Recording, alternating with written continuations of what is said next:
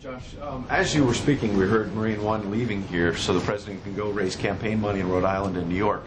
And I wonder what you think about the optics of the president from that podium yesterday saying he still does not have a strategy to deal with ISIS in Syria militarily. And the next day, without that strategy, goes out and raises campaign money. Well, the president did convene a meeting with his National Security Council immediately after leaving this podium yesterday to talk through with his top national security advisors, including top officials from the Pentagon, about our more broad, comprehensive strategy against ISIL. That included a discussion about the military options that are available to the president for dealing with ISIL in Syria. That's the responsibility of the Pentagon. There are dedicated professionals there who are responsible and take seriously their responsibility. And he can go out and raise campaign money. Because I asked, because last week when he made the statement right after James Foley's beheading, and within minutes was on the golf course. Is he detached? Does he feel like the critics coming after him, it just doesn't matter anymore? Why is he still raising campaign money, playing golf, when he's acknowledging he doesn't have a strategy to deal with this? Well, Ed, the job of any U.S. president is to be able to handle a lot of different responsibilities at the same time. That's why the president has a national security team in whom he has a lot of confidence.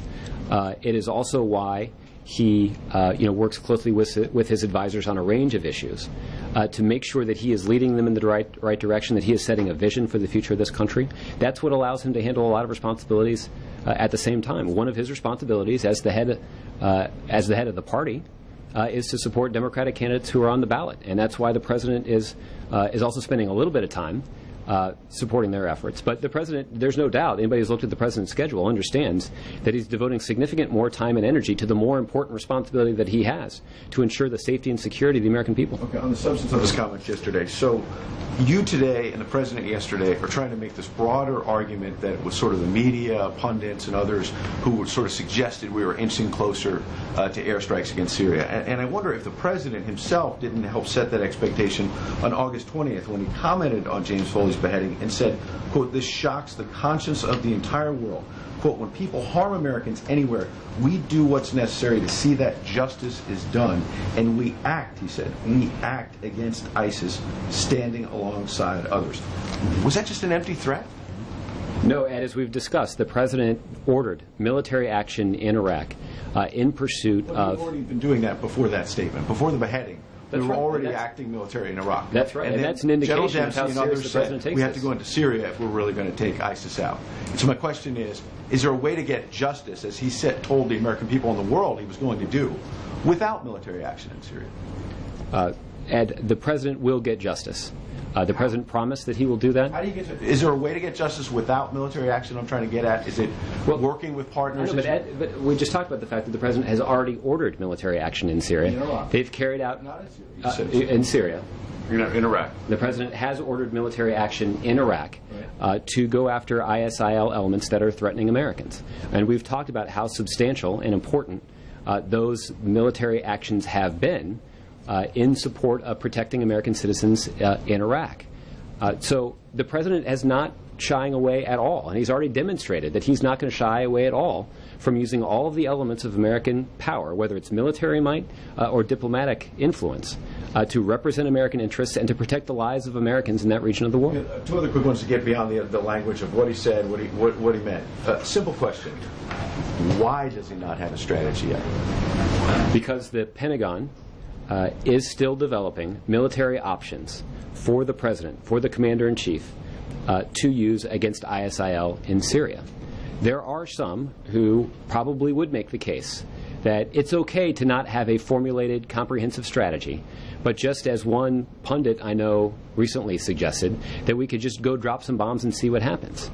That is not what the president believes is a smart approach. The president believes it's important for us to pursue a comprehensive strategy where military action is one component of that strategy. Does the Pentagon still not have a strategy? You're saying the Pentagon? It's the Pentagon's issue? They haven't put this strategy together yet? Is the commander-in-chief not saying, I want this plan on my desk tomorrow?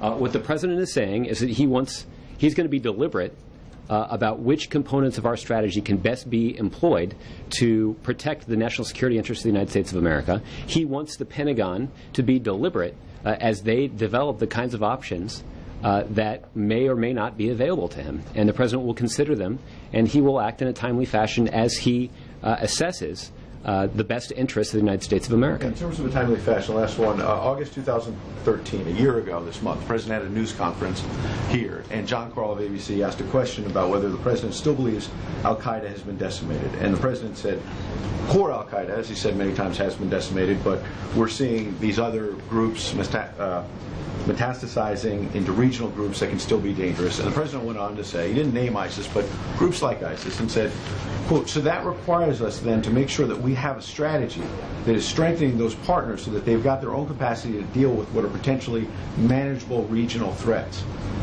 August 2013, he's talking about how we need to be putting together a strategy. 1 year later, how can he not have that strategy? Ed, as we've talked about quite a bit, the President has been very explicit about what the comprehensive strategy is. That comprehensive strategy... I understand that, but he said, I don't have that strategy specifically for Syria. But, Ed, what I'm trying to, if you'll let me answer the question here, the point of that statement, and this is a sentiment, a strategy that the President has reiterated on a number of occasions. He reiterated this at West Point when he spoke there on May 28th of this year. He says, I believe that we must shift our counterterrorism strategy, drawing on the success and shortcomings of our experience in Iraq and Afghanistan, to more effectively partner with countries where terrorist networks seek a foothold.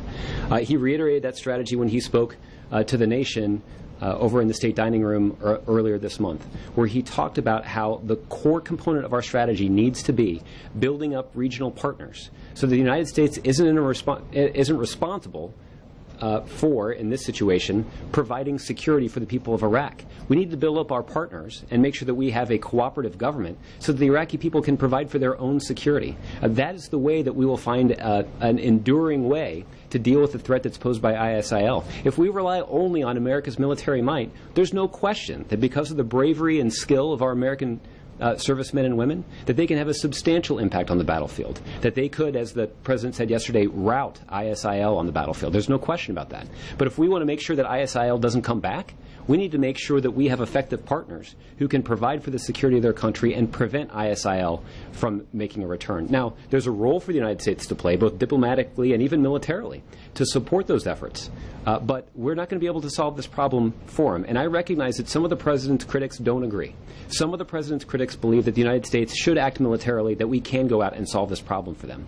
But that's going to require a substantial commitment of American military forces, an occupation of another country, and that's just not a strategy that the President believes succeeds. It certainly didn't succeed in Iraq last time around, and the President doesn't believe that's a recipe for success this time either.